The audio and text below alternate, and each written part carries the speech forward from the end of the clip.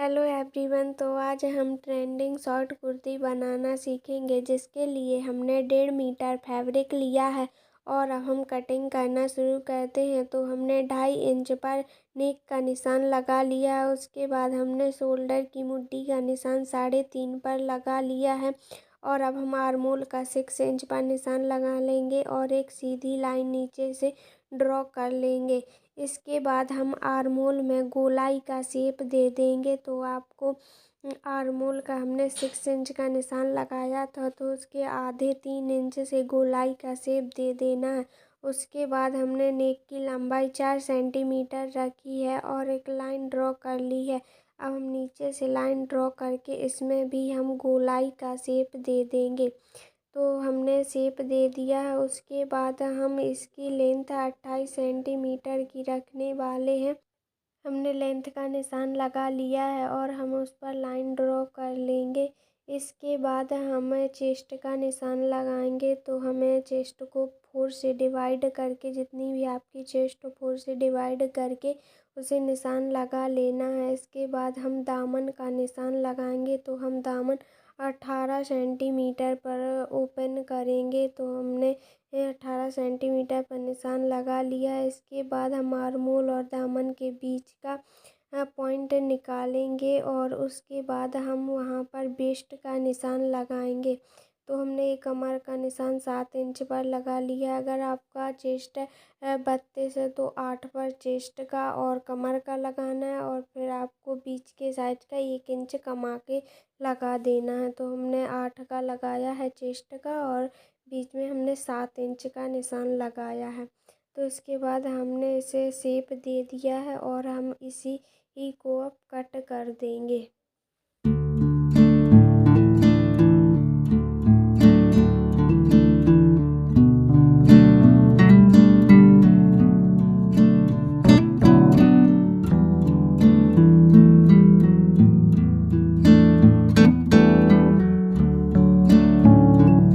Cut करने के बाद हमारा एक पार्ट जुड़ा हुआ होता है, तो हम उसे भी कट कर लेंगे।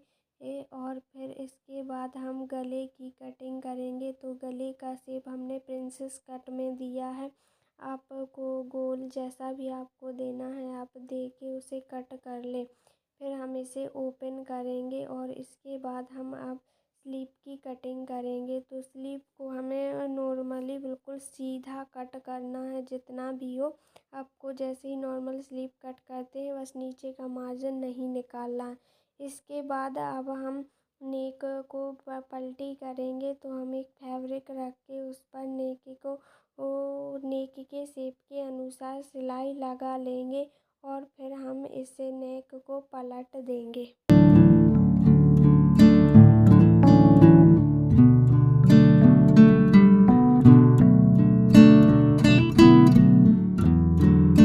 में हमने सिलाई लगा ली है और इसे अब हम कट कर देंगे और अब हम इसमें छोटे छोटे कट लगा लेंगे ताकि हमारा फिनिशिंग के साथ नेक पलट कर बाहर निकले। तो हमने कट लगा लिए हैं और इसका जो एक्स्ट्रा फैब्रिक मोड़ने के अलावा हमारा एक्स्ट्रा फैब्रिक है उसे हम कट कर देंगे। तो आपको नेक की शेप के अनुसार इसे कट कर लेना है और फिर हम इसे पलट देंगे। तो आप देख सकते हैं हमें इस तरीके से इसे पलट देना है और फिर अब हम नेक पर सिलाई लगा लेंगे, जिससे हमारा अंदर का कपड़ा बाहर ना निकले। तो हम सिलाई लगाना शुरू करते हैं।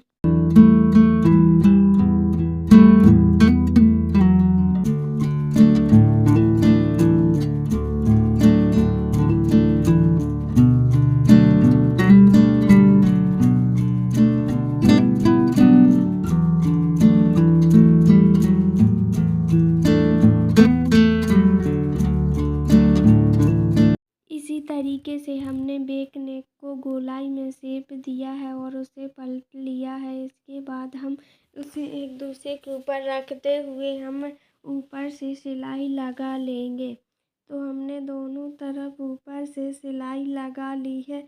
इसके बाद अब हम इसमें दोनों को अच्छे से पक्का कर लेंगे और सिलाई लग जाने के बाद अब हम इस तरफ से यहाँ पर स्लीप अटैच करेंगे। तो ये हमारी स्लीप की जो हमारी पट्टी बची हुई थी उसको हम ऊपर से फोल्ड कर लेंगे और फिर हम इन पट्टियों को स्लीप के ऊपर लगा देंगे।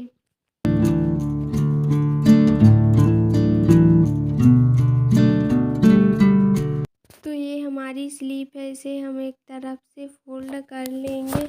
तो हमने नीचे की तरफ से इसे फोल्ड करके इसमें हम सिलाई लगा लेंगे।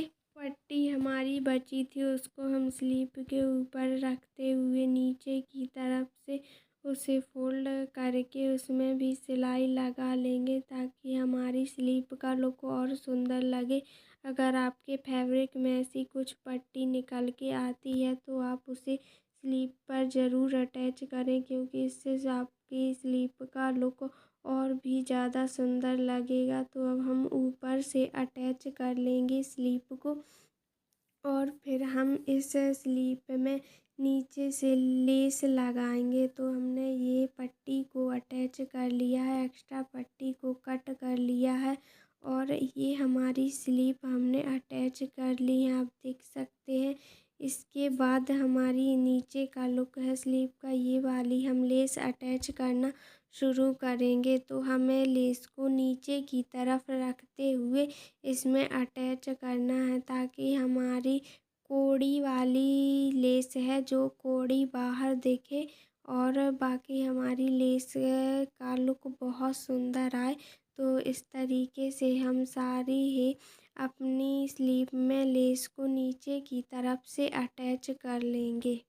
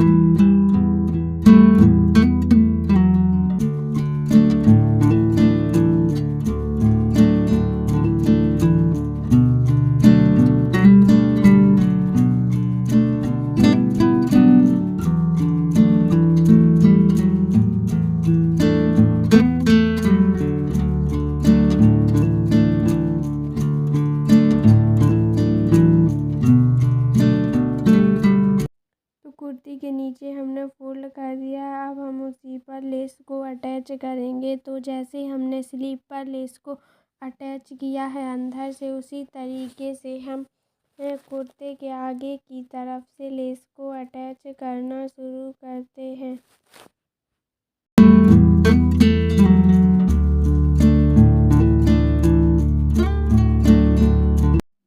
तो हमारी कुर्ती का फाइनल लुक कुछ इस प्रकार से आएगा, आप देख सकते हैं।